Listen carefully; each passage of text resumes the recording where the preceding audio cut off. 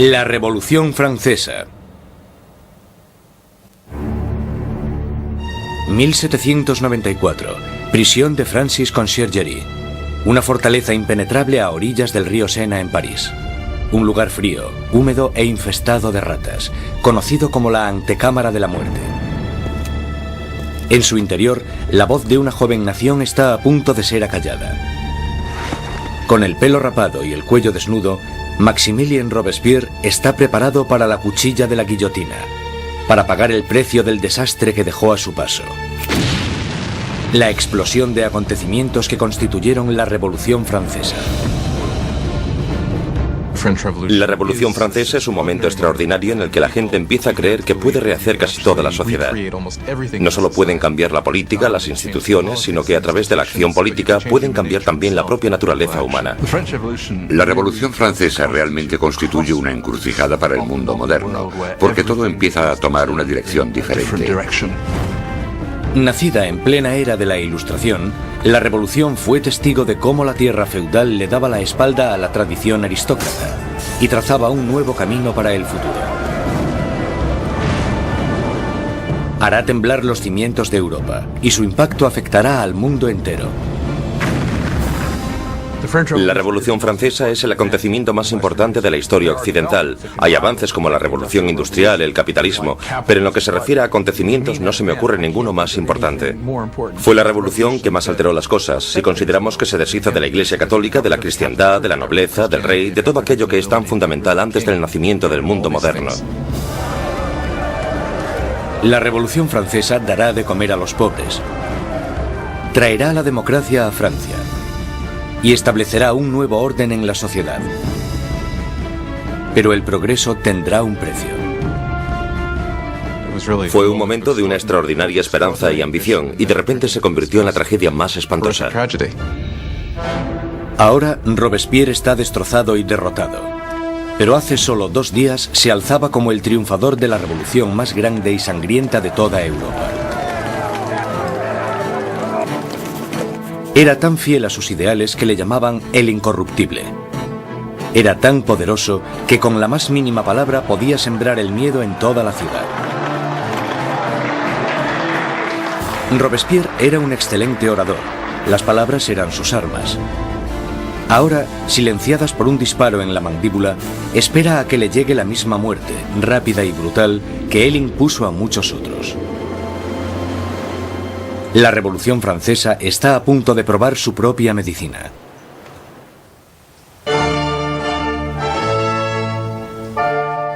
En la primavera de 1770, nadie hubiese podido prever los turbulentos acontecimientos que estaban a punto de suceder.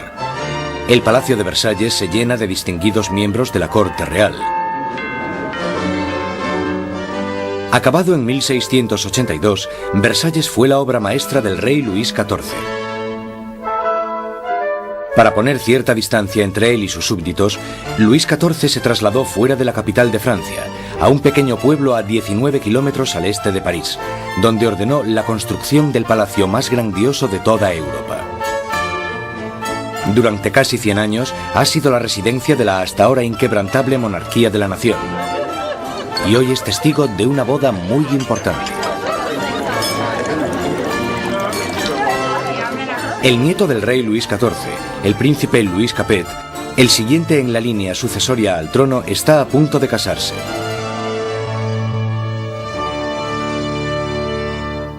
En su noche de bodas, con tan solo 15 años, Louis Capet es un chico tímido e indeciso, y posee pocas de las características propias de un futuro rey, y mucho menos de un marido.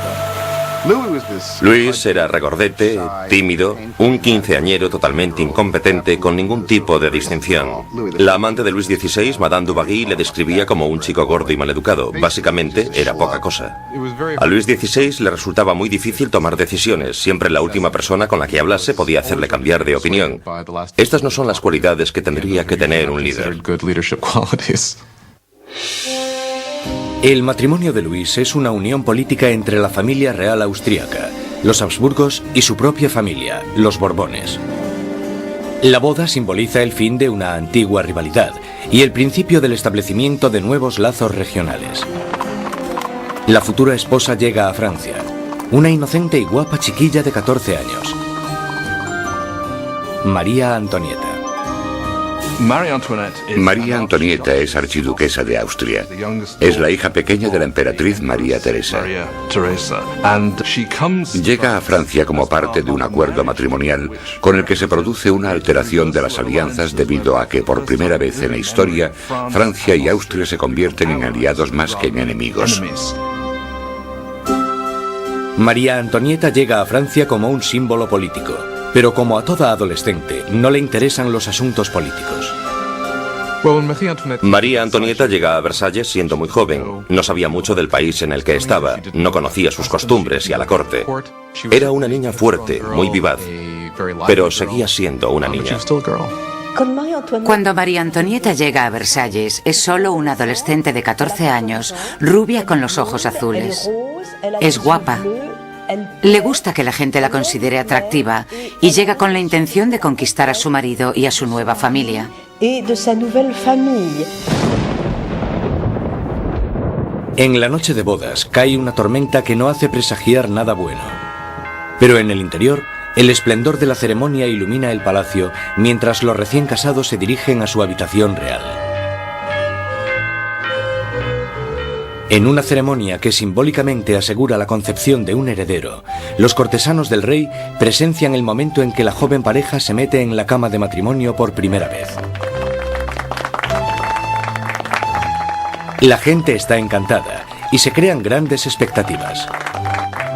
Pero una vez cerradas las cortinas, se ve claramente que no será tan fácil engendrar un heredero. Luis no solo no estaba interesado en gobernar, Luis tampoco lo estaba en amar. Y las primeras noches no le hizo mucho caso a su mujer, ni por extensión a su matrimonio. Pasarán años antes de que se produzca la consumación del matrimonio. La ausencia de un heredero pronto hará que surjan rumores en todo el país que continuarán persiguiendo a la pareja en los años venideros.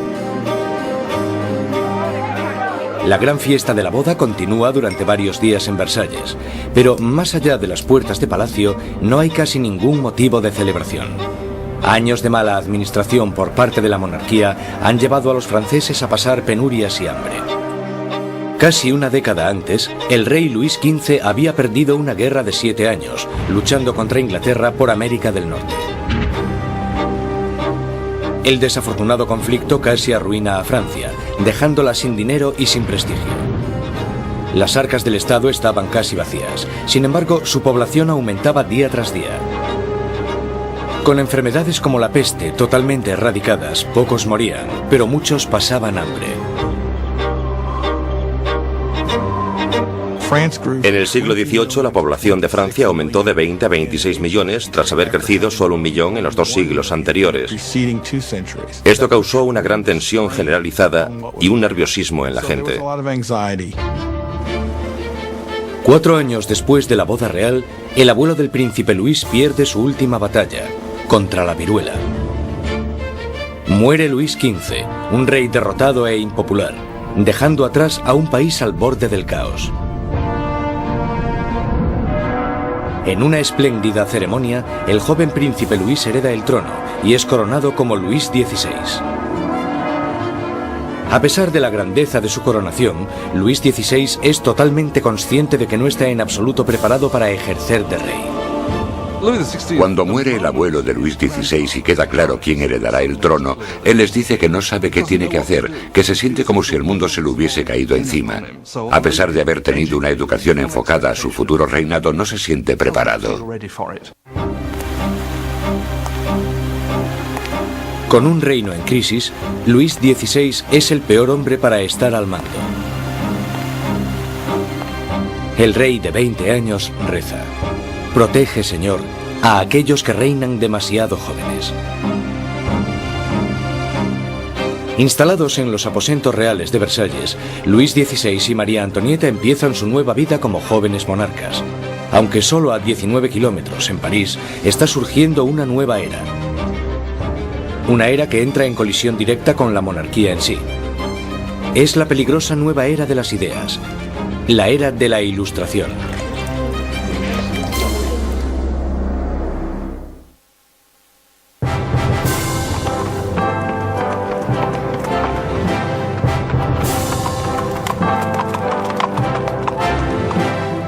Mientras el carruaje real se va acercando al prestigioso colegio Louis le Grand en París, la gente se aglomera para echar un vistazo a la realeza. Es el momento de darle la bienvenida a París al nuevo rey, Luis XVI, y a su joven esposa.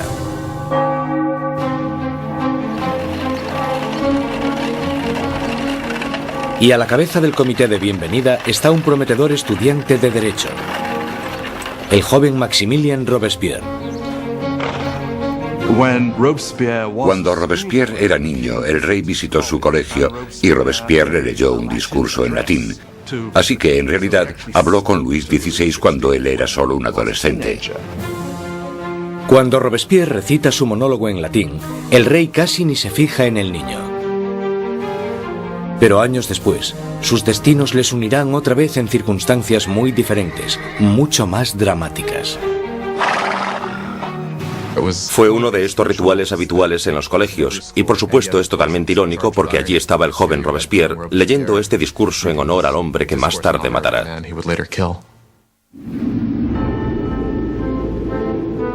Por ahora, su acogida es cariñosa y sus halagos sinceros. La visita de los monarcas puede que ganase los corazones de la gente, pero sus mentes se están inclinando cada vez más hacia una dirección totalmente diferente.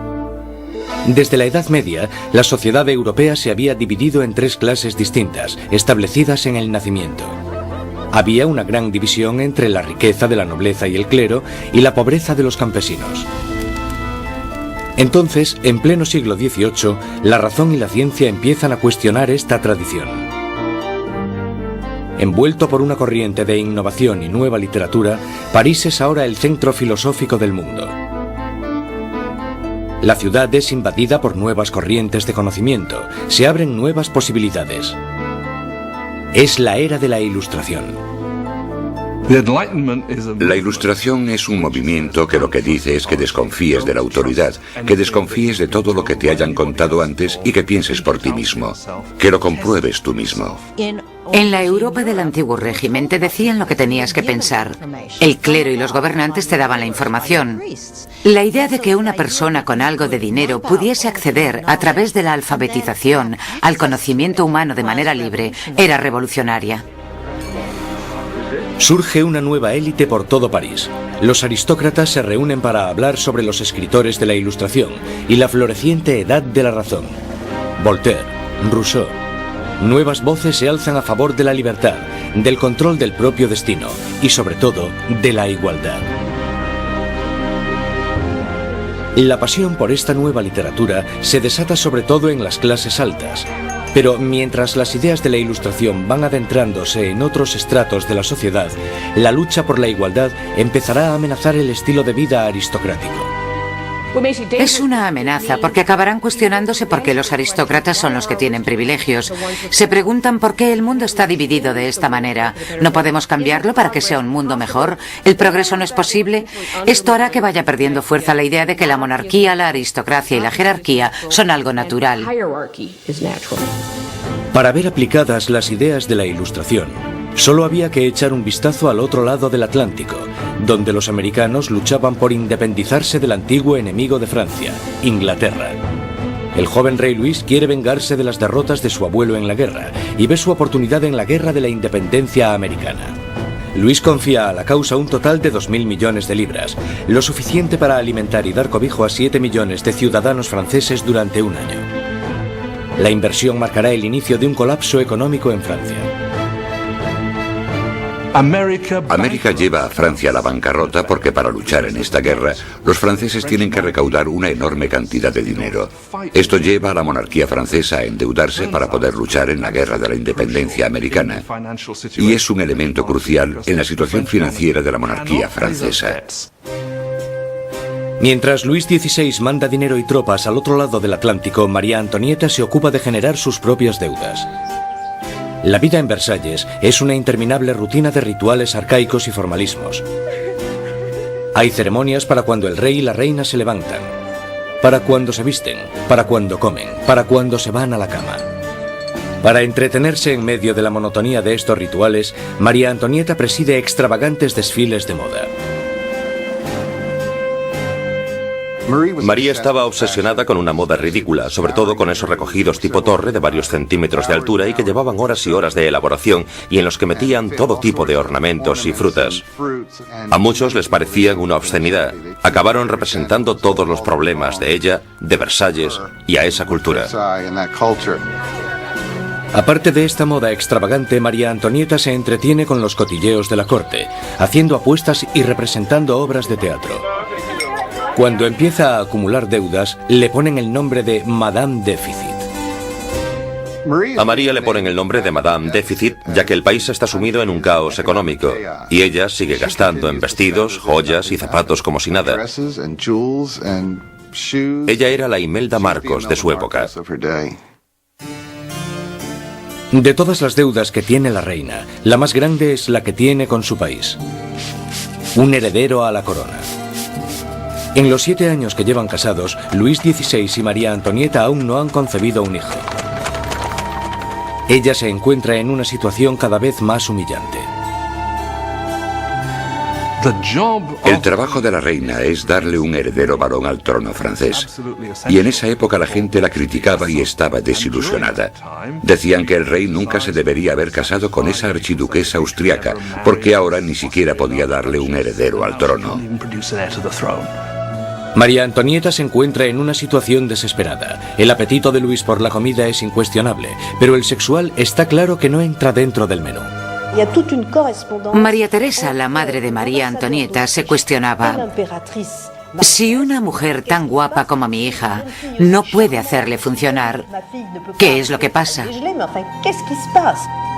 Luis XVI y su joven esposa María Antonieta no fueron capaces de concebir un hijo durante 7 años, y esto deslucirá el principio de su reinado. De sobra era conocida su afición de cerrajero. Había un montón de canciones sobre Luis el cerrajero, al que le costaba encontrar el agujero donde meter la llave. El desinterés de Luis XVI por el sexo es visto como una falta de hombría. Después de años de frustración y depresión por parte de la corte, al rey se le diagnostica una enfermedad curable llamada fimosis. Luis tenía una deformidad que hacía que la excitación sexual fuese extremadamente dolorosa, y por tanto no hubo consumación del matrimonio hasta que una operación quirúrgica lo corrigió, pero le aterraba operarse y le llevó años decidirse a hacerlo. Y cuando al final se operó, ¡voilà! Después de una simple operación, la pareja pudo tener su primer bebé, María Teresa. Pero no es fácil reparar el daño que se le ha hecho a la imagen de María Antonieta durante años. Desde principios de 1780, las calumnias habían circulado por todo el país, sátiras pornográficas del rey y de la reina, folletos obscenos que se reían de la impotencia de Luis XVI y retrataban a la reina como una ramera promiscua en una corte pervertida y decadente. Cuando la situación en el campo empeora, la opinión de la gente sobre la monarquía empieza a cambiar. Se producen muchas malas cosechas y la inflación aumenta el precio de la harina, llevando a la escasez de la parte esencial de la dieta francesa, el pan. Pero naturalmente estas privaciones acaban a las puertas de Versalles. Mientras los monarcas continúan viviendo en la extravagancia, las quejas se traspasan al papel. A la corte real se le acusa directamente. ¿Sabe por qué hay tanta gente necesitada? ¿Es acaso que su lujoso estilo de vida devora en un día lo que 1 millar de hombres necesitaría para subsistir? ¿Quién es el hombre que está detrás de estas acusaciones? El mismo joven que solo unos años antes felicitó al rey y a la reina por su coronación. Maximilien Robespierre. La gente pronto tendrá un portavoz que pedirá la libertad y la igualdad por la revolución.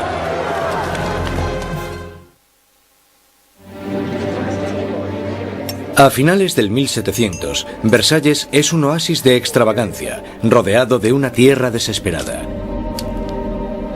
Y con un rey inseguro al mando, Francia está trazándose su camino al desastre. Después de 19 años de matrimonio, Luis tenía 4 hijos. Aún así, como rey sigue siendo impotente. En un intento por demostrar su liderazgo, Luis se mete a hacer reformas financieras, pero su equivocada manera de manejar las finanzas carga a los pobres con muchos impuestos, mientras la nobleza no paga casi nada. Con la economía por los suelos y la gente cada vez más inquieta, parece que incluso Dios está enfadado, golpeando a Francia con el invierno más frío de los últimos 90 años. Si alguna vez hubo intervención divina para empeorar la situación, seguro que fue en el verano de 1788 y la primavera de 1789. En el verano de 1788 había una creciente crisis política desarrollándose en un momento de seria escasez de comida. En 1788, para los franceses, la harina era la esencia de la vida. El pan, su medida de subsistencia. La mayoría de la gente en Francia comía casi 1 kilo de pan al día. El pan era esencial y su subida de precio la notó todo el mundo. Si el precio se doblaba, tenías problemas. Bajo la mala financiación de Luis XVI, el precio de la harina se disparó. Las escasas provisiones se estaban agotando y el precio de una rebanada de pan pronto igualó al sueldo de un mes. El hambre se convirtió en rabia. Surgen disturbios por toda Francia. Se atacan casas. Se roban panaderías. Y los panaderos, acusados de guardar pan, son linchados allí mismo.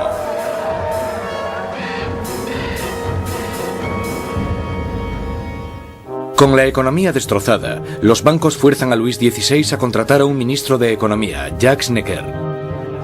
Necker, un pensador progresista, es popular entre la gente de una manera que Luis XVI solo puede envidiar. Durante la primavera del 89, Jacques Necker fue, sin lugar a dudas, el ministro más popular, porque saltó a la luz pública por sus escritos sobre el deber del gobierno de asegurarse de que haya pan y grano suficiente para todos. Con la nación en crisis fiscal, Necker insta a Luis XVI a convocar una reunión con el tradicional cuerpo representativo del reino, los Estados Generales. Es la primera vez en 175 años que se reúne a estos representantes. Políticamente, Francia estaba organizada en los llamados 3 estados. El primero era el del clero, el segundo el de la nobleza y el tercero el de todos los demás. Y según los cálculos contemporáneos, los primeros 2 estados los formaban el 3% de la población y el tercer estado el 97%. Mucha gente pensaba que era muy injusto que este tercer estado, que era la mayoría de la población, tuviese solo 1/3 de los diputados. Consideraban injusto que el Parlamento tuviese 3 cámaras y que las 2 cámaras, la de la nobleza y la del clero, pudieran siempre anular la votación de la plebe. 4 de mayo de 1789. Un destacado joven abogado y político llega a Versalles. Maximilien Robespierre viene a presentarse ante los Estados Generales como diputado, para ser la voz que pida justicia para la gente que él representa, el tercer estado. Robespierre era un huérfano provinciano que había destacado académicamente con la obtención de una prestigiosa beca, convirtiéndose en un orador elocuente. Un mojigato en apariencia, pero con las ideas muy claras. Cuando volvió a su casa, al pequeño pueblo de Arras, las ideas de la Ilustración que había absorbido en los salones de París tuvieron a un poderoso defensor porque se convirtió en el abogado de los oprimidos de su pueblo natal. Cuando volvió a Arras y empezó a ejercer de abogado, leyó mucho sobre la Ilustración, y cuando Robespierre ejerció de abogado en Arras, intentó utilizar esas ideas en los casos que él estaba defendiendo. Robespierre y sus compañeros pedían que la nobleza y el clero pagasen sus impuestos. Pero Luis XVI se siente cada vez más amenazado por el creciente radicalismo del tercer estado. Entonces, el 20 de junio, después de 6 semanas de estancamiento, los diputados se dan cuenta de que están siendo silenciados. El 20 de junio, cuando los diputados llegan a la reunión y encuentran las puertas cerradas, sospechan de un complot. Van a la sala, que era lo que nosotros llamamos la sala de juego de pelota, pero que en realidad era un frontón, se reúnen y juran que no dejarán de reunirse hasta que tengan una nueva constitución. Los diputados deciden constituirse en una nueva Asamblea Nacional y ser los verdaderos representantes del pueblo de Francia. El juramento del juego de pelota es uno de estos grandes y simbólicos momentos de la historia de la Revolución Francesa. Tienes a todas estas personas reunidas en este gran espacio abierto que es la sala de juego, levantando sus brazos en una especie de saludo casi romano, y para esta Asamblea Nacional fue el momento en el que se dan cuenta de su poder y dignidad, y realmente vieron que podían derrocar al rey de Francia. La Asamblea Nacional nace de un revolucionario estado de rebeldía. Será una comunión de voces procedentes de todo el país, un cuerpo parlamentario representando la voluntad de la gente. Pero arrebatarle el poder al rey no será tan fácil como firmar una simple proclamación. Todas estas victorias iniciales que tuvieron lugar en Versalles son la mayoría victorias sobre el papel y ninguna se había llevado a cabo. Cuanto más nos vamos acercando a julio de 1789, más miedo tienen los diputados de Versalles de que el rey esté reuniendo al ejército para derrocarles. A principios de julio, 30.000 soldados toman posiciones en los alrededores de París. Para defenderse, la gente forma una nueva Guardia Nacional. Los revolucionarios asaltan las armerías de París y se van con más de 28.000 mosquetes. Lo único que les falta es la pólvora, y la gente sabe dónde encontrarla. En el centro de París se alza un enorme castillo de piedra, conocido como el símbolo del dominio feudal: la Bastilla. La prisión acoge los almacenes de pólvora de la ciudad y se conoce como la prisión de las torturas y las muertes inexplicables.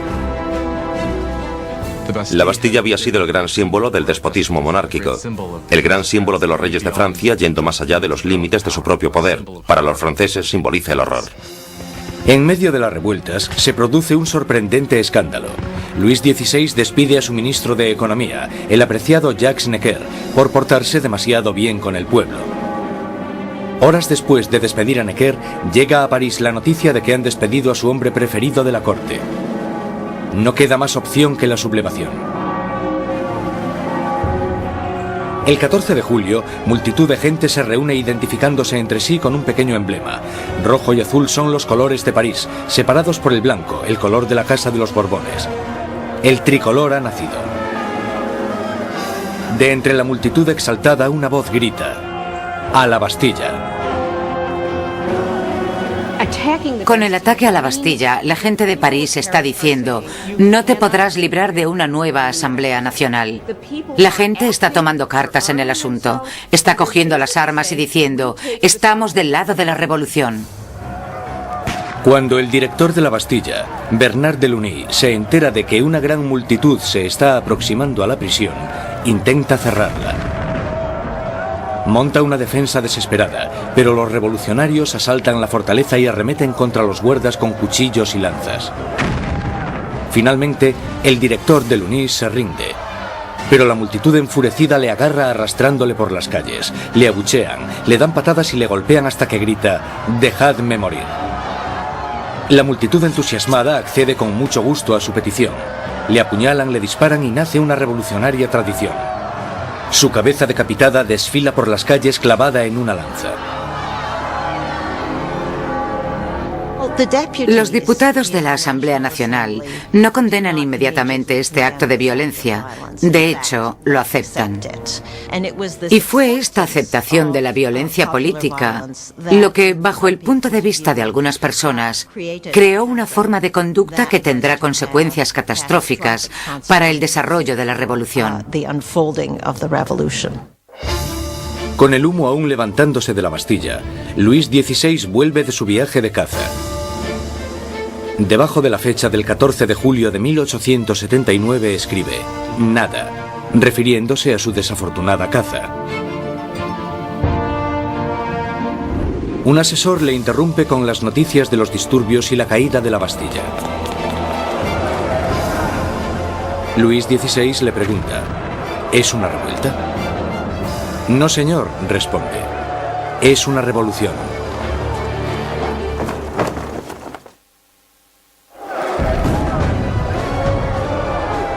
La victoria en la Bastilla desata el irrefrenable torrente de la revolución. La gente ha desafiado a su rey y ha ganado. No hay vuelta atrás. Como símbolo de la derrota del feudalismo, la gente, hombres, mujeres y niños atacan y destruyen la Bastilla con sus propias manos, ladrillo feudal a ladrillo feudal. Están empezando a desmantelar el pasado. Los franceses querían destrozar la Bastilla lo más rápido posible, pero no tenían la posibilidad de usar explosivos poderosos. Así que esto se hizo muy despacio, pero con un ímpetu tremendo. Se repartieron los ladrillos y se vendieron como símbolos de la demolición del despotismo. La energía en las calles da un nuevo ímpetu a la Asamblea Nacional. En pocos días se escribe una nueva constitución llamada la Declaración de los Derechos del Hombre y del Ciudadano. En este atrevido documento, las arcaicas distinciones de clases son abolidas y todos los hombres son considerados totalmente iguales. La Declaración de los Derechos del Hombre y del Ciudadano era una declaración promulgada por la Asamblea Nacional en la que se decía que la soberanía pertenecía al pueblo, a la nación. No se hace mención alguna al rey en todo este documento. Por tanto, con la presentación del mismo, la propia Asamblea estaba haciéndose con el poder. Con la nueva Asamblea Nacional como portavoz, los ciudadanos de Francia se dispusieron a cambiar toda la estructura de su sociedad. Exigían una monarquía constitucional, unos derechos iguales para todos los hombres y unas leyes razonables en las que basar la justicia. Para que se oyeran más las voces de la revolución, Robespierre exigió la libertad de prensa, que había sido censurada en el antiguo régimen.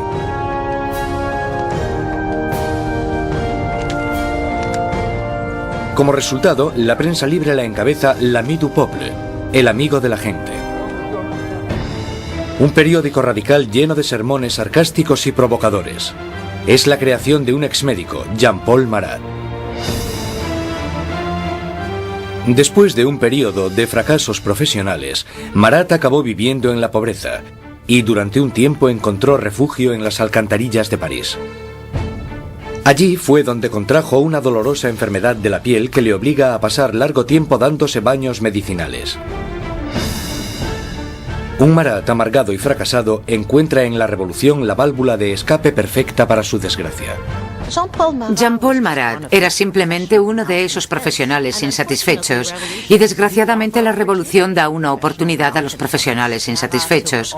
Marat canalizó toda su rabia, todo su resentimiento a través de un periódico que tuvo un éxito increíble, l'Ami du Peuple.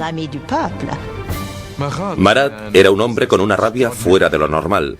Solo hay que leer las páginas de su periódico l'Ami du Peuple para darse cuenta. En cada publicación se puede ver la paranoia que tiene.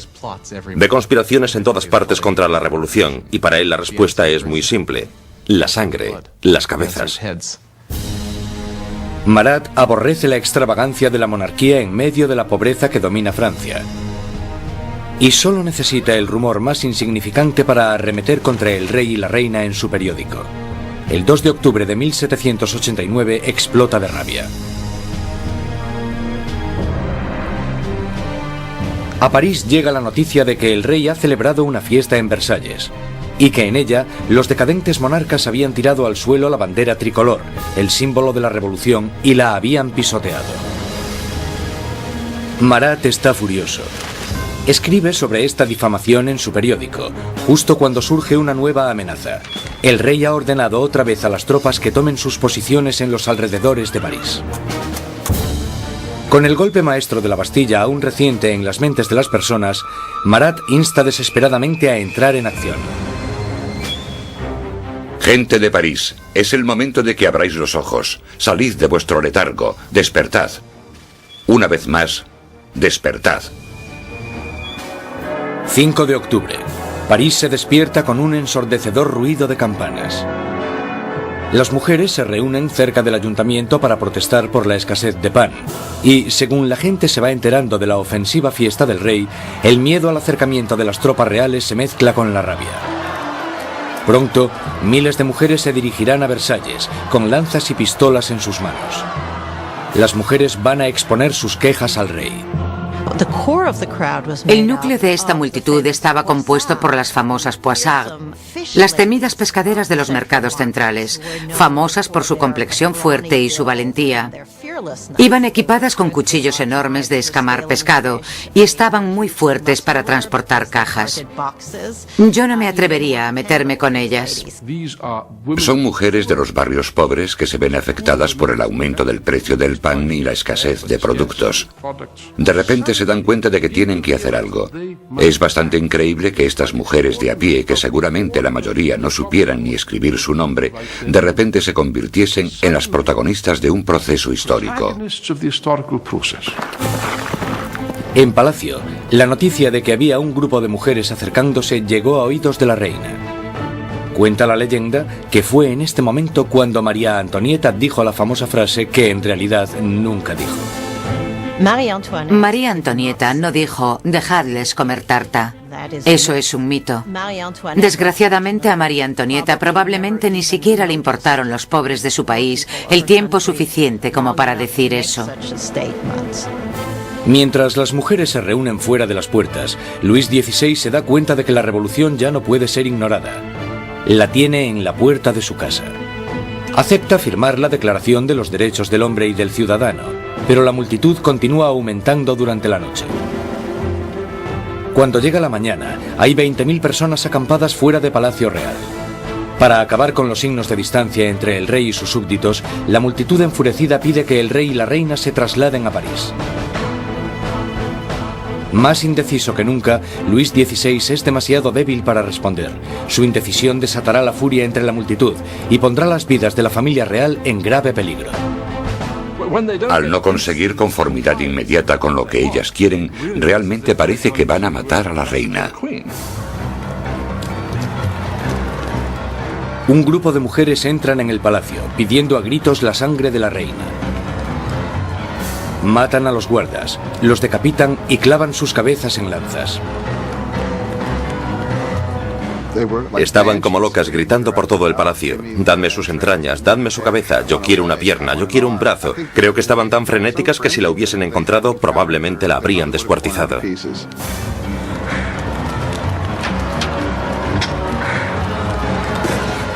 Temiendo por su vida, María escapa a los aposentos de Luis XVI solo unos minutos antes de que las mujeres entren en la habitación y hagan trizas su cama.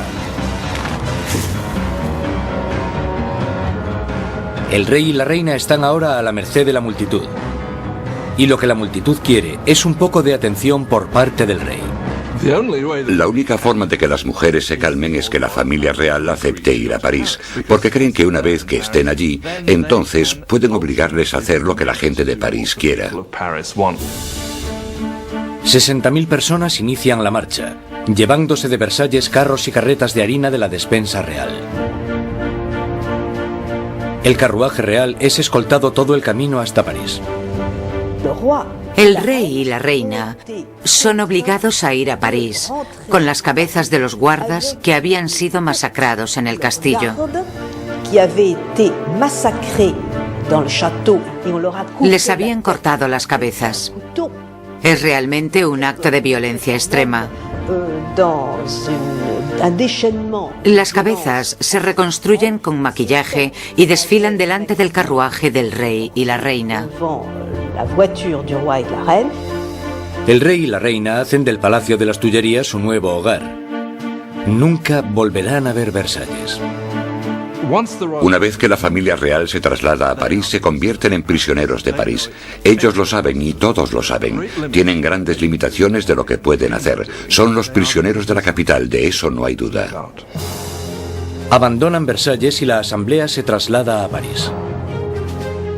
El poder está ahora en manos de la gente. Francia tendrá una nueva democracia, unas nuevas leyes y una nueva e inolvidable forma de justicia hará su debut en el Estado revolucionario. La guillotina.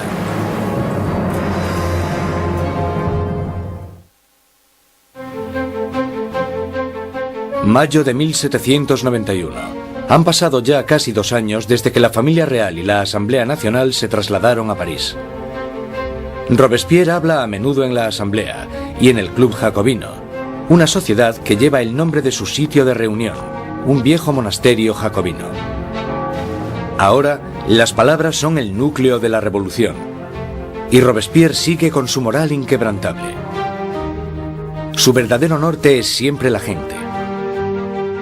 Pronto le apodarán el incorruptible. Francia es ahora una monarquía constitucional. El rey está obligado a compartir su poder con los revolucionarios en la Asamblea. Pero parece que su ración de poder se va haciendo cada vez más pequeña, y es obligado a firmar ley tras ley, disminuyendo su propio poder y el del otro régimen feudal, la Iglesia Católica. Luis decide que ha llegado el momento de escaparse de los confines de la nueva república y montar una campaña para reclamar su reinado. En 1791, Luis XVI decide que necesita volver a obtener el control de su país. Y sabe que solo puede hacer eso con la ayuda de un ejército extranjero.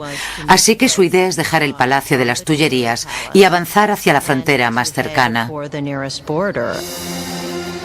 21 de junio de 1791.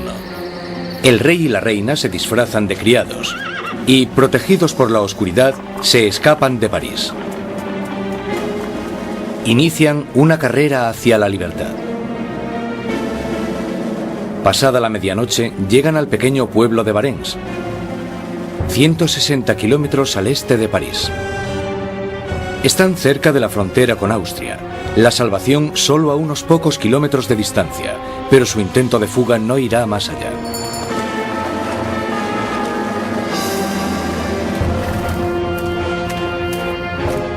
Los rumores del viaje de los monarcas les habían precedido.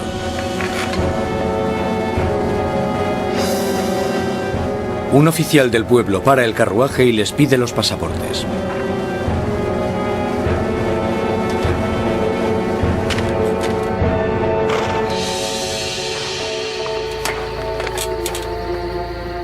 Las sospechas del oficial se confirman. Es la firma del rey. El hombre está impresionado, pero los guardias revolucionarios de cerca de allí no se sienten nada intimidados por esto. Él espera todo el tiempo que la gente le reconozca y que se produzca una rebelión a su favor, y para su horror y sorpresa, no se alegran de verle. Ven que está intentando escapar y lo que pasa es que le arrestan y se lo llevan de vuelta.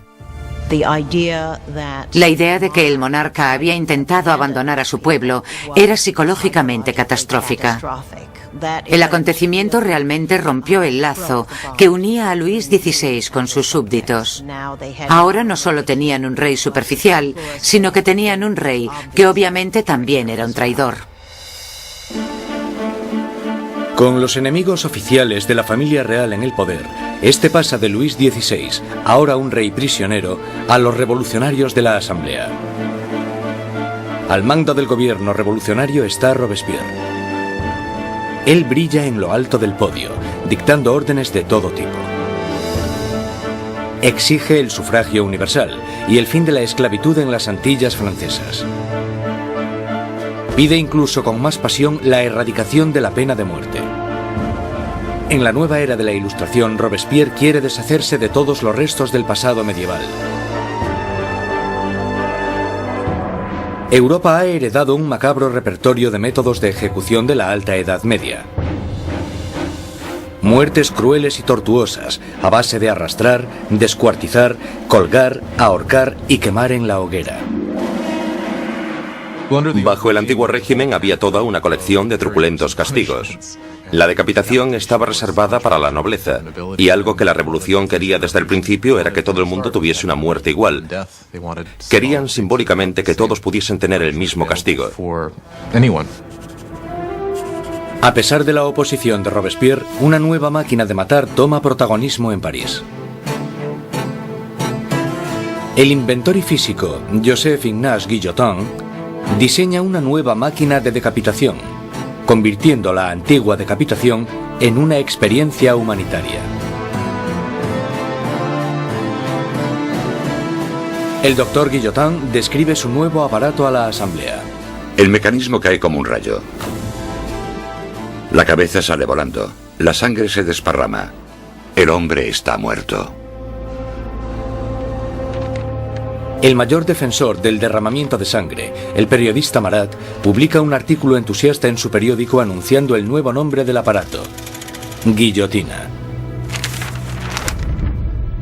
Pronto se conocerá con otro nombre: la cuchilla nacional. Los revolucionarios franceses creían en los valores humanos. Creían que no se debía causar un sufrimiento innecesario. Y lo que les gusta de la guillotina es que es rápida y eficiente. Y parece ser que, a pesar de que nadie haya regresado para contarlo, es indolora. La guillotina silenciará a los enemigos internos de la revolución, a cualquiera que sea sospechoso de planear el regreso del rey al trono. Pero son los enemigos de alrededor de Francia los que más preocupan a la Asamblea. Hay un miedo creciente de que los miembros de la familia real que huyeron a Austria inicien una contrarrevolución armada. La Asamblea exige un ataque preventivo, una declaración de guerra a Austria. Robespierre está en contra.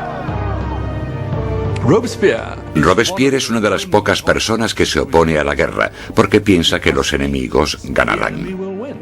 Robespierre teme que el país no esté preparado porque no tiene un ejército capaz de derrotar al enemigo, y por tanto el enemigo llegará y destruirá la revolución. Robespierre no consigue convencerlos.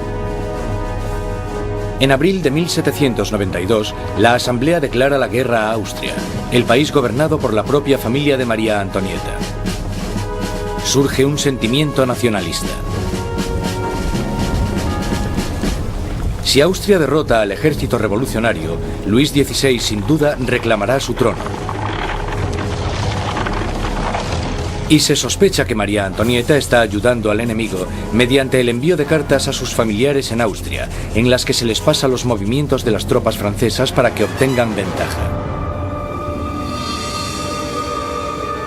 Todo esto mientras el rey y la reina simulan su apoyo a la revolución.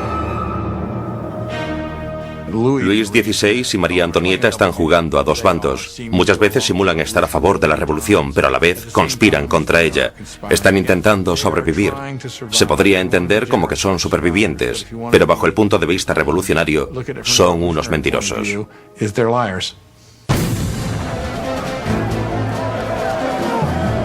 Con el ejército francés sufriendo grandes pérdidas en la frontera, llega la noticia de que en París el aliado de Austria, Prusia, se ha unido a la invasión. Las tropas están bajo el mando del duque de Brunswick, un general prusiano. La tensión invade las calles de París. Y entonces los periódicos publican una carta del duque de Brunswick, un manifiesto en el que se amenaza con destruir París si se le hace daño a sus majestades el rey y la reina. Una amenaza equivocada que fracasa totalmente. 10 de agosto de 1792. 27.000 ciudadanos armados, empujados por la rabia y la indignación, se dirigen al Palacio de las Tullerías e inician un ataque salvaje contra los guardias reales. Al final mueren más de 800 hombres de ambos bandos. El rey huye y busca protección en la Asamblea, pero ya no existe la monarquía. A Luis le han quitado oficialmente su título. Ha nacido la República Francesa. La cuchilla de la guillotina es bautizada con la sangre de los restantes guardias de Luis XVI.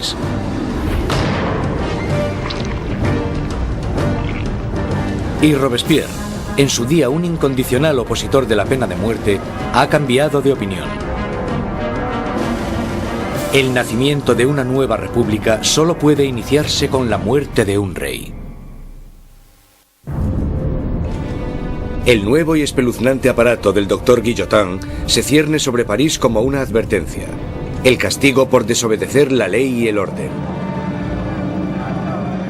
Recientemente bautizado con la sangre de los guardias del rey, pronto terminará también con la vida del rey. En agosto de 1792, con el rey destronado y la familia real metida en prisión, Robespierre y sus jacobinos están sumidos en una lucha por el control del gobierno nacional contra los girondinos, los moderados de la Asamblea. Pero en las calles de París hay un nuevo movimiento político. Como símbolo de su rechazo a la tradición aristocrática, los ciudadanos de a pie se niegan a llevar los calzones o culottes de los aristócratas. Se hacen llamar los sans-culottes, los sin calzones. Los sans-culottes se consideran los verdaderos representantes del pueblo francés, no eran de los más pobres. Solían ser artistas y tenderos bastante bien avenidos, gente de ese estilo, pero al menos trabajaban con sus propias manos. No ponerse los calzones, los culottes, para ellos simbolizaba sencillamente que no eran aristócratas, que eran gente normal. Los sans-culottes toman el control del gobierno de la ciudad de París, mientras que los jacobinos y los girondinos incitan al país a no apoyar a la Asamblea Nacional, ahora llamada la Convención. La Convención está luchando por el control del ejército francés, que está rápidamente perdiendo territorios contra Austria y Prusia. Mientras en la frontera se sigue luchando contra los enemigos, el gobierno revolucionario toma medidas enérgicas contra los enemigos de la ciudad, los traidores monárquicos que podrían poner a París en manos de los invasores. Más de 100 personas son arrestadas y metidas en prisión, curas, periodistas y hombres y mujeres de a pie. Robespierre se centra en la crisis interna, pero su amigo, el ministro de Justicia, Georges Danton, incita a todos los hombres, jóvenes y adultos a que se unan al campo de batalla. Es sociable y llamativo, todo lo que Robespierre no es. Pronto, el nombre de Danton se empieza a oír por todo París. Danton es un personaje lleno de vida, grandilocuente. Un bebedor empedernido, libertino, que a pesar de pertenecer a la clase alta, al contrario que Robespierre, es capaz de identificarse totalmente con los trabajadores, de una manera que Robespierre simplemente no puede. Según se va acercando el enemigo, la convincente retórica de Danton moviliza a la gente, haciendo que muchos se decidan a acudir al frente. Hay un momento muy famoso en el que los ejércitos austríaco y prusiano les están invadiendo, y él se pone delante de la gente y grita eso de: para vencer nos hace falta audacia, más audacia y siempre audacia. Realmente es una persona capaz de dirigir a un país en la lucha contra el invasor. Es un momento extraordinario. Al irse tantos hombres al frente a luchar, París se queda indefenso, con las cárceles llenas de prisioneros políticos. Un miedo inquietante inunda la ciudad. La creciente multitud de prisioneros quizás sea difícil de contener. Marat lanza a los ciudadanos revolucionarios una propuesta sangrienta: bajar a las prisiones y matar a todos los que estén dentro. Los ejércitos extranjeros estaban acercándose a París. Si llegan a entrar en contacto en París con los enemigos de la revolución en las prisiones, entonces esto hubiera dado lugar a algo terrible desde el punto de vista de la gente. En la primera semana de septiembre llegan malas noticias del frente.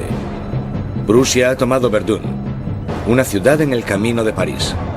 Ahora el enemigo está solo a unos kilómetros de distancia. El miedo que asolaba París explota. Los sans-culottes entran en las prisiones e inician un violento ataque contra los presos de la ciudad. No dejarán vivo a ningún traidor.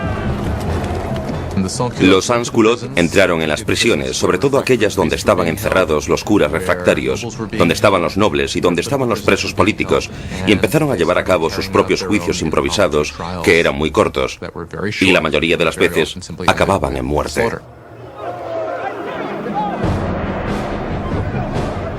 Las mujeres son violadas o mutiladas, los curas son destripados, los aristócratas descuartizados. En la primera masacre, más de 1.600 personas son asesinadas en solo unos días. Cuando la noticia de las masacres de septiembre se extiende por Europa, los enemigos de la revolución sienten repulsión.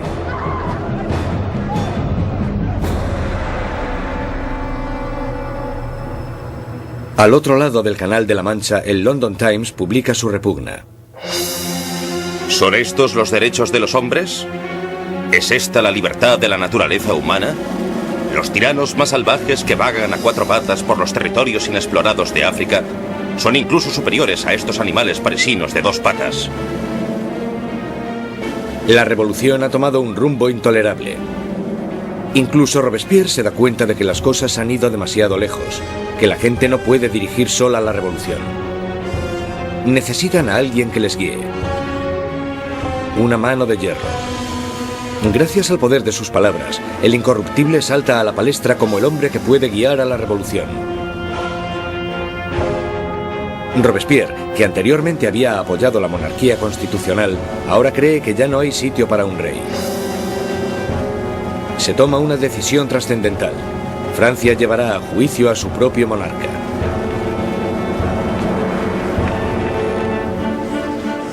Con el veredicto reducido a una mera conclusión, el único debate sobre la mesa es la condena. Los moderados, los girondinos, piden que no se acabe con su vida, y esto les deja a un lado de la convención.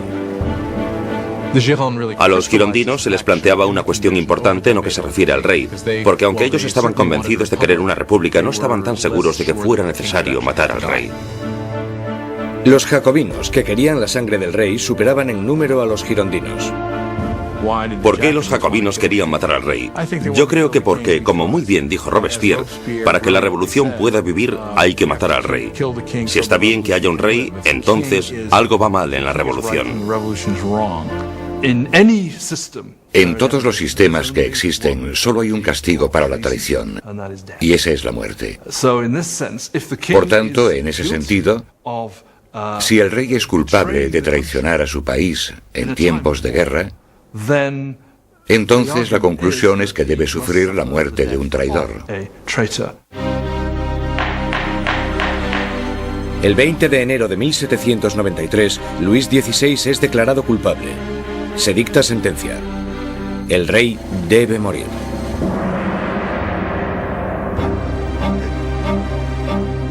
Esa noche se reúne durante un rato con su familia. Él está calmado y entre los llantos de sus familiares les promete que volverá a la mañana siguiente para despedirse definitivamente. Pero no lo hace. No puede soportar la angustia de su familia y debe guardar fuerzas para afrontar la guillotina.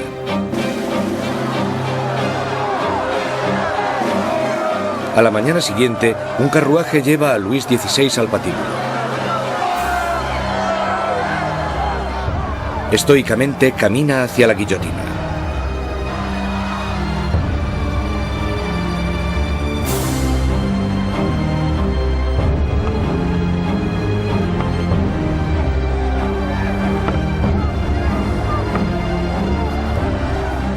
Intenta dar un discurso. Confío en que mi muerte sirva para hacer feliz a mi pueblo, pero siento pena por Francia y temo que pueda sufrir la ira del Señor.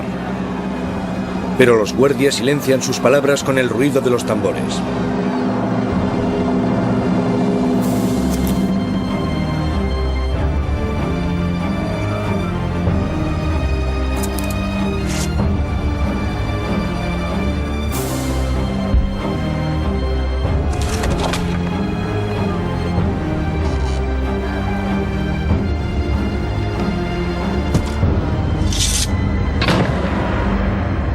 A las 10:22 de la mañana se acaba con la vida del hombre que fue rey de Francia.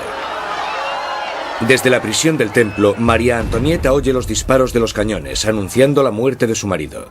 Se desploma del disgusto.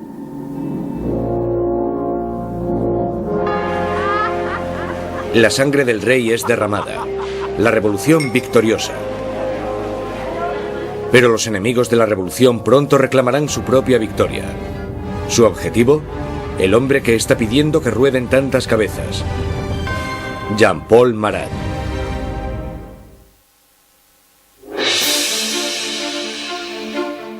La ejecución del rey Luis XVI marca la victoria definitiva para los revolucionarios. Un momento cumbre en el que la joven nación, la República Francesa, nace literalmente de la sangre. A finales de 1792, los radicales jacobinos, por miedo a que la nueva revolución corra peligro de ser saboteada por los traidores, deciden utilizar medios cada vez más violentos. Pero los girondinos, que representan a los campesinos franceses, quieren frenar la creciente violencia por miedo a que desencadene una guerra civil. Su mayor oponente, Jean-Paul Marat, responde a los girondinos con furiosas palabras en su periódico. publicando los nombres de aquellos que él cree que están conspirando contra la revolución. Marat, que anteriormente había exigido la ejecución de 200 personas, ahora pide la de más de 200.000. Cuando observas el periodismo de Marat, te das cuenta de que tiene un principio básico que es el de ser más radical que nadie y exigir que se mate a la gente. Si observas el periodismo de Marat, todo el rato dice, con solo cortar unas cuantas cabezas todo irá bien.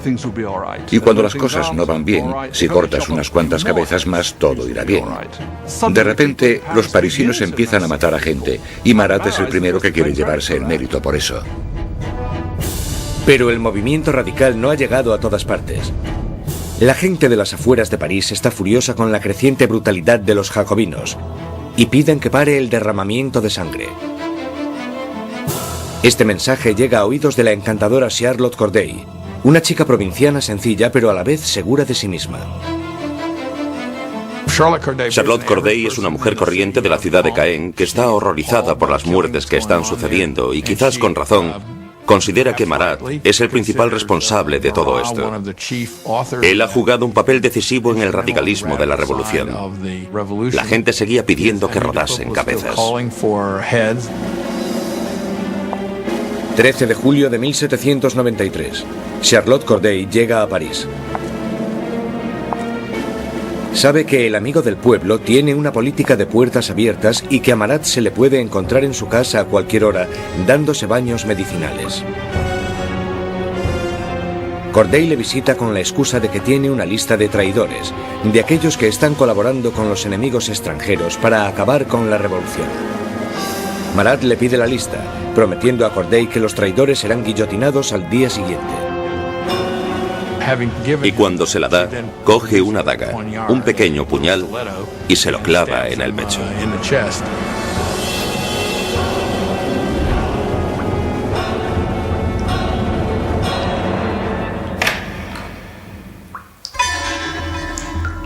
El llamado amigo del pueblo muere en el acto. La furiosa voz de su periódico es silenciada.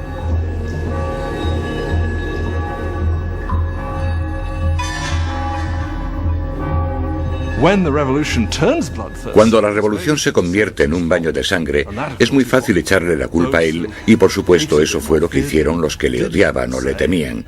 Y esa es una de las razones por las que Charlotte Corday lo asesina en 1793, porque cree que él es el responsable de muchas de las sangrientas atrocidades que han ocurrido. Corday no intenta escapar. En el juicio, declara que no está arrepentida.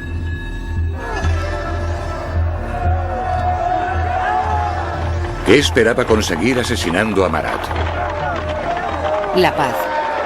Ahora que está muerto, volverá la paz a mi país. Charlotte Corday es rápidamente ejecutada, y su sueño de paz muere con ella.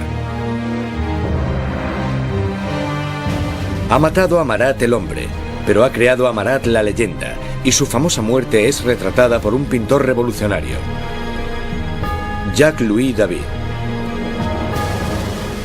Se convirtió en un mártir. Se convirtió en algo casi como una figura religiosa. Había gente que incluso le rezaba, decían corazón de Jesús, corazón de Marat.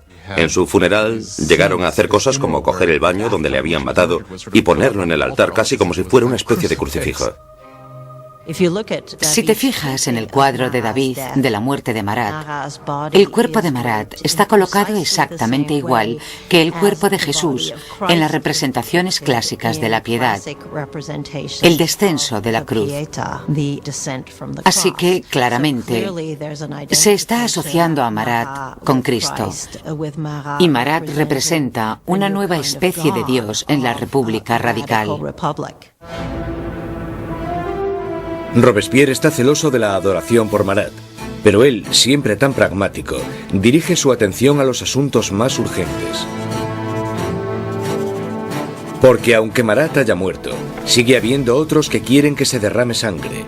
Sangre real.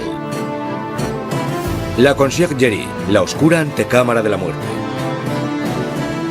8 meses después de la ejecución de su marido y apenas unos días después de la ejecución de Charlotte Corday, encierran aquí a María Antonieta en una horrible celda totalmente sola.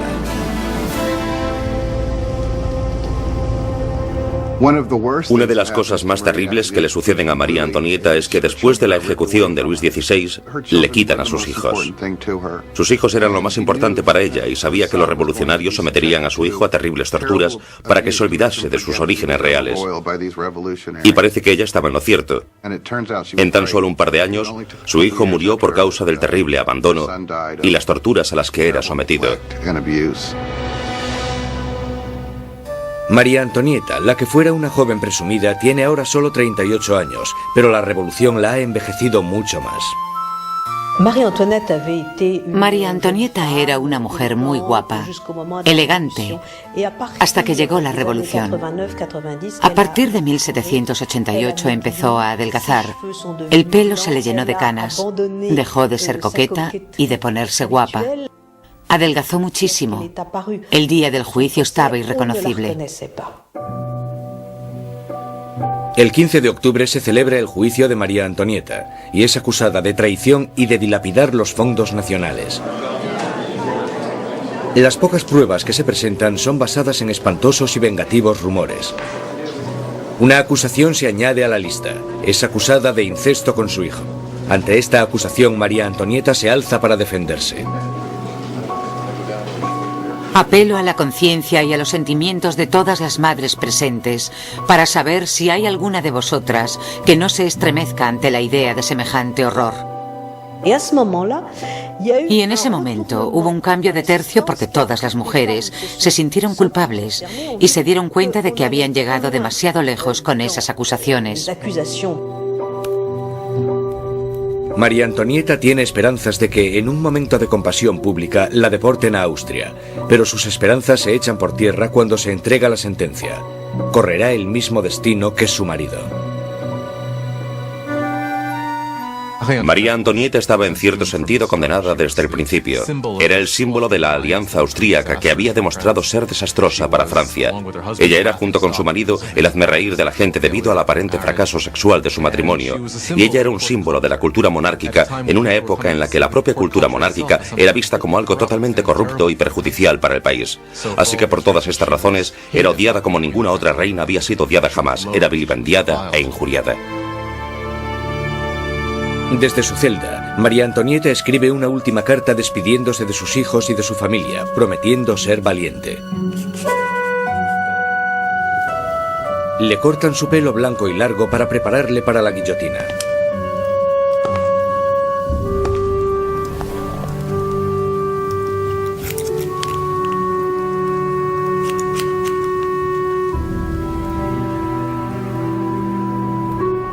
Le atan las manos con firmeza. Mientras es escoltada para salir de la prisión, tiene la esperanza de que llegue un carruaje. En vez de eso, es una carreta, la carreta donde van los criminales comunes. Ella esperaba que cuando la llevasen al patíbulo recibiría el mismo tratamiento que recibió el rey, lo que suponía subir en un carruaje cerrado para que la multitud no pudiese llegar hasta ella. Pero la pusieron en una carreta abierta y la gente le gritaba todo tipo de cosas horribles, terribles amenazas. Apenas la sombra de la soberana que fue, María Antonieta mantiene su dignidad de reina mientras desfila por las calles de París.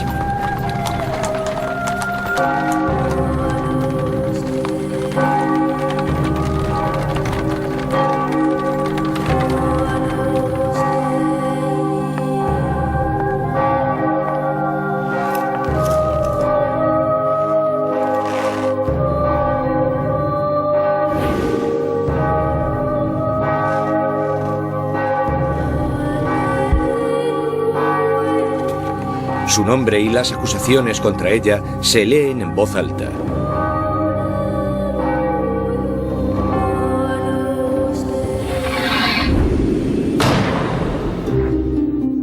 La última reina de Francia ha muerto.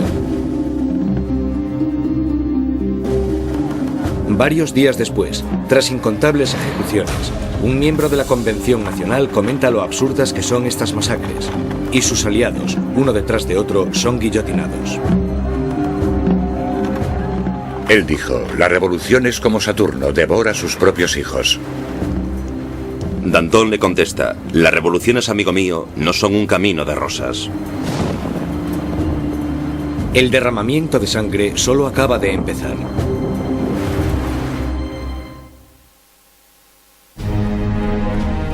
Septiembre de 1793. 4 años de revolución y Francia está siendo totalmente destrozada.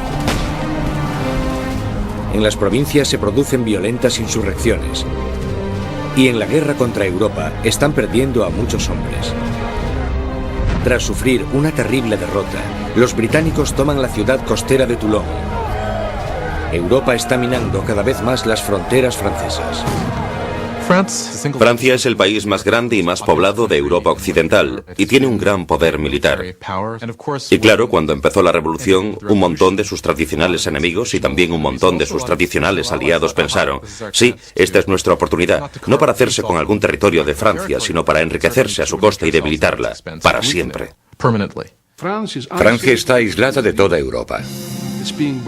Gran Bretaña la está bloqueando y Austria y Prusia están atacándola e invadiéndola. La gente de París tiene miedo de que la victoria de la contrarrevolución dé lugar a un baño de sangre. Danton y Robespierre, los mejores oradores de la convención, se dan cuenta de que para poder salvar la revolución tienen que atacar. Convencen a sus compañeros para establecer una nueva y amenazadora ley marcial. Es hora de que todos los franceses disfruten de una igualdad sagrada. Es el momento de imponer esta igualdad mediante leyes que hagan justicia contra los traidores y conspiradores. Haced que el terror esté a la orden del día. Esto inicia un nuevo capítulo en la revolución. Un periodo de represión violenta llamado el terror. En un increíble cambio de tercio, los revolucionarios suspenden la nueva constitución y todos los derechos que garantizaba. Se colocan policías de paisano por todo el país. Cualquier persona sospechosa de realizar actividades contrarrevolucionarias es perseguida, sometida a un juicio rápido y mandada a la guillotina. El reino del terror fue concebido como un gobierno de emergencia. Lo que ellos entendían como terror se basaba en sembrar el terror en los corazones de los enemigos de la República. Por lo tanto, digamos que o estaban muertos de miedo o eran arrestados y liquidados.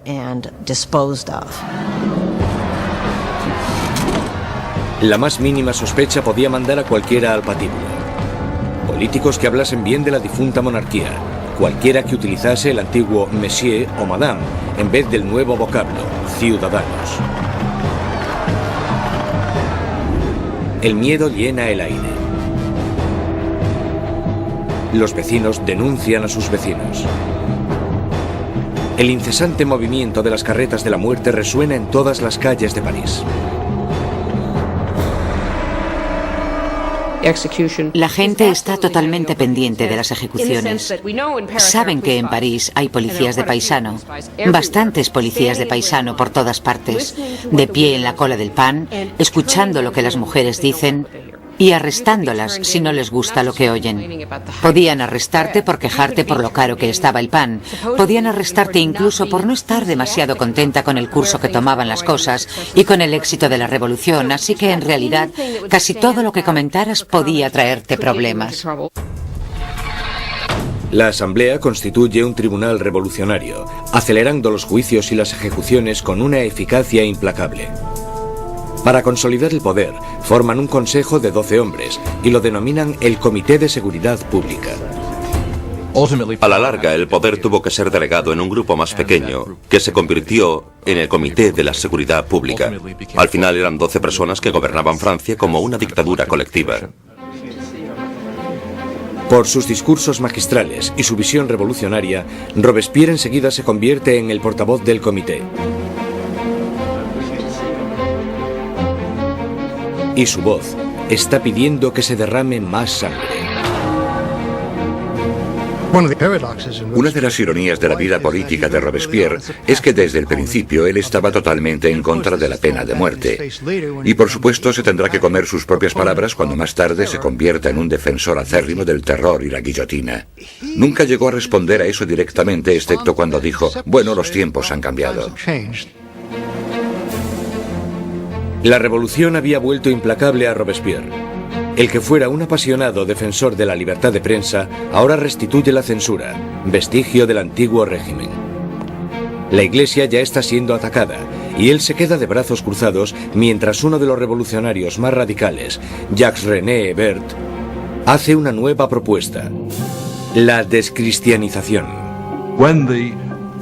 En plena crisis de la guerra y en plena rebelión interna, la gente empieza a decir que la culpa de todo la tienen los curas, la religión. Y que lo que tenemos que hacer, si queremos salvarnos de los enemigos de la revolución, es destrozar el poder de la Iglesia Católica. La superstición, el fanatismo, eso es de lo que trata la religión y por tanto lo que tenemos que hacer es erradicar todo eso. Las calles que llevaban la palabra San son cambiadas de nombre. Los iconos religiosos son destrozados y reemplazados por tributos al nuevo santo, Marat. La iglesia parecía simplemente ser el enemigo de los revolucionarios radicales. A las iglesias y las catedrales les arrancan los altares, rompen las vidrieras, rompen las estatuas, simplemente destrozaron toda la riqueza de la iglesia. Por supuesto, a los europeos esto les chocó, incluso más que la muerte del rey. Ni siquiera salvaron el calendario cristiano. Los años ya no son numerados a partir del nacimiento de Cristo, sino a partir de septiembre de 1792, el año del derrocamiento de la monarquía. Ahora es el año 1. A los meses se les da un nuevo nombre según las estaciones. Julio se convierte en Termidor, abril en Floreal. Los meses duran 3 semanas, cada una de 10 días de duración. El calendario revolucionario seguramente fue diseñado como una especie de arma contra el cristianismo, contra la creencia cristiana. Por supuesto, al tener una semana de 10 días, la gente ya no sabría cuándo era domingo. Eso era lo que esperaban. El terror se extiende por toda Francia. Se condenan las insurrecciones con una sanguinaria e implacable crueldad. En la ciudad de Lyon, donde los contrarrevolucionarios están ganando terreno, el Comité de Seguridad Pública sienta un ejemplo brutal.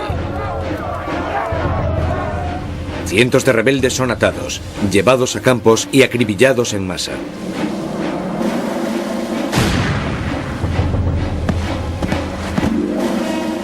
Una región llamada la Vendée, al oeste de Francia, también se ha convertido en bastión de la contrarrevolución. Barcas llenas de rebeldes y curas atados entre sí son hundidas sin piedad. Más de 100.000 personas son asesinadas solo en la zona de la Vendée. En París, la hoja de la cuchilla cae a un ritmo aún más frenético.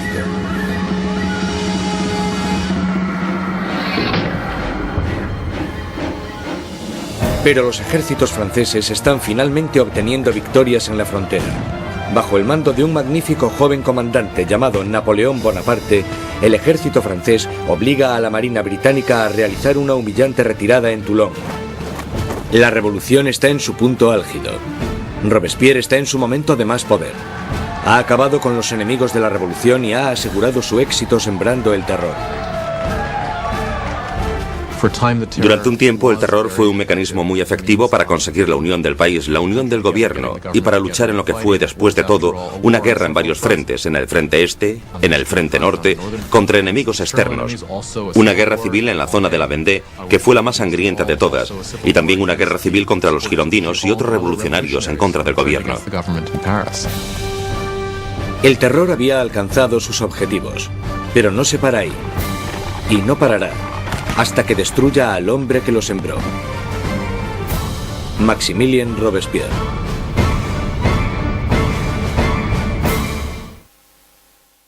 Con la sangre del terror, Maximilien Robespierre ha rescatado a la revolución.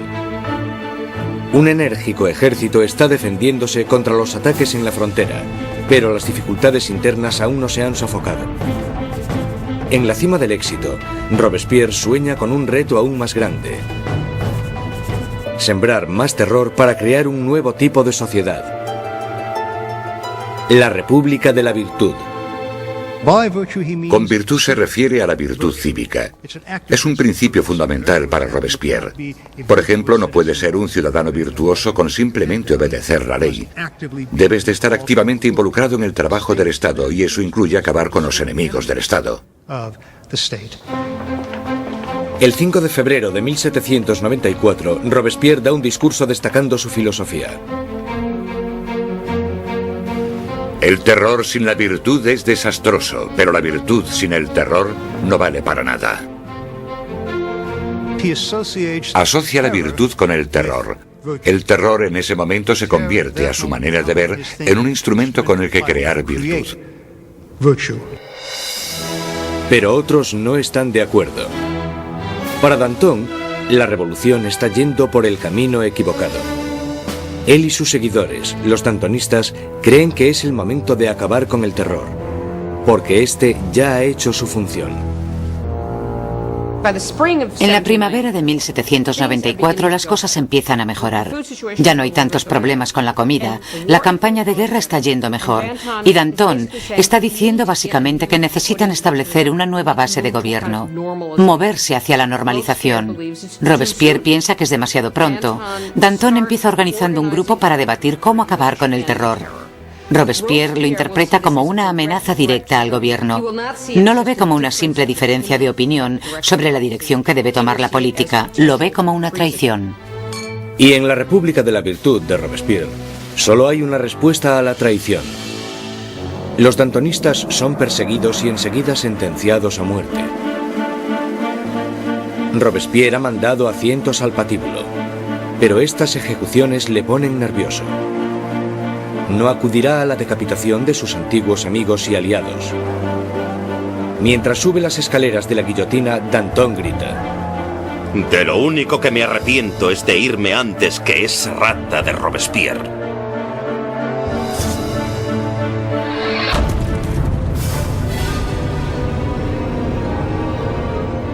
Con los dantonistas fuera de su camino, Robespierre inicia en Francia un período aún más sangriento y terrorífico. El Gran Terror. El Gran Terror es el nombre de la última fase del terror que duró desde la primavera hasta el verano de 1794. En este periodo, el ritmo de las ejecuciones empieza a aumentar de verdad, con lo que se desata el miedo, principalmente en París, aunque en todo el país empieza a aumentar de manera exponencial. Se calcula que al mes en París se realizaban 800 ejecuciones, y al final del periodo incluso más. El verdugo de París está más ocupado que nunca. Pero el 6 de junio de 1794, las carretas de la muerte dejan de sonar. La guillotina permanece silenciosa. Robespierre ha declarado un nuevo día de fiesta religiosa, el Festival del Ser Supremo. Quiere reemplazar al viejo dios católico por uno nuevo, la diosa de la razón. Dicen que Robespierre nunca apoyó las políticas ateas. Él pensaba que la gente necesitaba creer en una divinidad, y ayudó a introducir este culto que se llamaba el culto al Ser Supremo. Y creo que fue en junio de 1794 cuando se colocó este increíble escenario, con coros de gente vestida de blanco cantando, y se construyó esta especie de montaña de papel maché en el centro de París. Y en el momento más importante de la ceremonia, el propio Robespierre salió de la cima de esta montaña vestido con una toga y caminando montaña abajo. Y creo que en ese momento un montón de gente pensó: vale, ¿quién se cree que es? ¿Acaso se cree que es Dios? ¿Acaso se cree que es el rey? Mientras el Gran Terror se descontrola, los aliados de Robespierre se dan cuenta de que ha perdido totalmente el contacto con la realidad. Hay algunos que piensan que Robespierre realmente había llegado a un punto tan extremo e irracional que ya no había vuelta atrás. Unos creen que su fanatismo le ha superado y otros que simplemente se ha vuelto loco.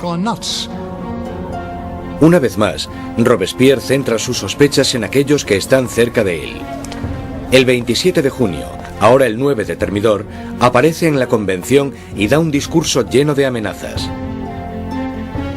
Será el último discurso que dará. Robespierre comete un error. Anuncia que tiene una nueva lista de enemigos de la República, pero no quiere darla. Todo el mundo teme estar en ella. Y cuando al día siguiente decide hacerla pública, le arrestan antes de hablar. Un improvisado coro de voces grita a Robespierre. Él les mira en silencio.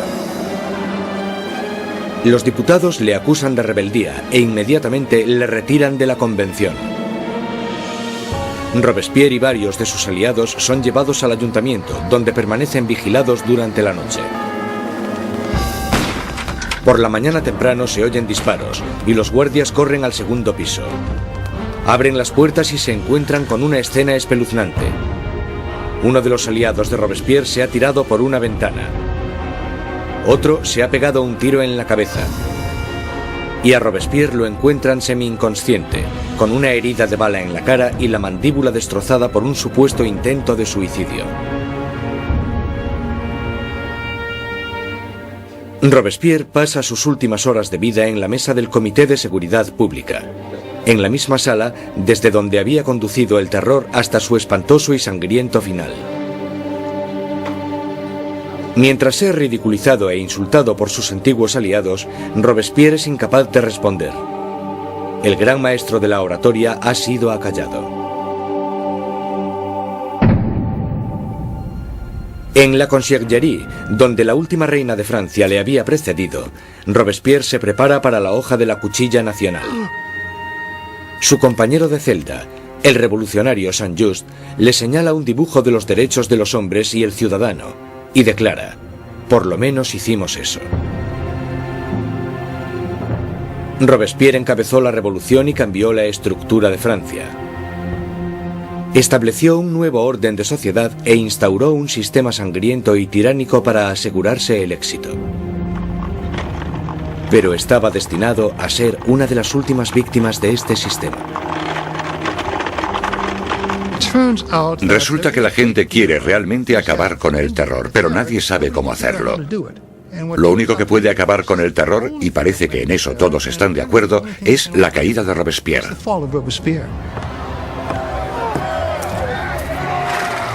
El 27 de julio de 1794, la guillotina acaba con el incorruptible. Y la última sangre del terror es derramada. El terror muere con Robespierre, pero la revolución no. Los derechos del hombre, la democracia, la nueva república. Los logros de la revolución sobrevivirán más que cualquiera de los propios revolucionarios. Francia entrará en un periodo de incertidumbre, paralizada por el miedo a otro terror, o incluso algo peor: la vuelta a la pasada monarquía opresiva. Pasarán 5 años de estancamiento, hasta que, una vez más, el poder se consolide en manos de un único hombre, Napoleón Bonaparte. Los historiadores no se ponen de acuerdo sobre cuándo terminó la revolución. Algunos creen que terminó con la subida al poder de Napoleón. Otros mantienen que la revolución continuó hasta el siglo XIX e incluso más allá. La Revolución Francesa es un momento en el que la gente toma por primera vez las riendas de su propio destino.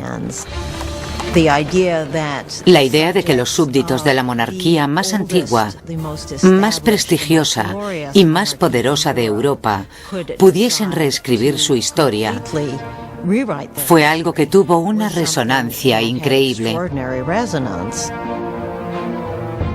La revolución destruyó la antigua Europa feudal y cambió para siempre el curso de la civilización occidental. Con la Revolución Francesa surgen muchas preguntas. ¿Cuánta violencia está justificada para conseguir una sociedad mejor? ¿Tiene la gente derecho a acabar con lo que consideran un sistema injusto para reemplazarlo por lo que están convencidos en sus corazones de que es un sistema más justo? ¿Cuánta violencia está justificada para poder llevarlo a cabo? Aún hoy en día nos preguntamos todo esto. Cuando Robespierre y sus aliados estaban ocupados conduciendo a su país hacia el futuro, muchos de ellos se debieron haber preguntado cuál sería el resultado final. Más de 200 años después del nacimiento de la República Francesa, el fantasma de Robespierre está aún presente en las revoluciones. Desde Rusia hasta Vietnam, desde China a América Latina. Los experimentos franceses con la democracia han inspirado los modelos de todo el mundo. Sea donde sea que haya una tiranía, el grito pidiendo justicia perdurará para siempre. Libertad, igualdad, fraternidad. Por la revolución.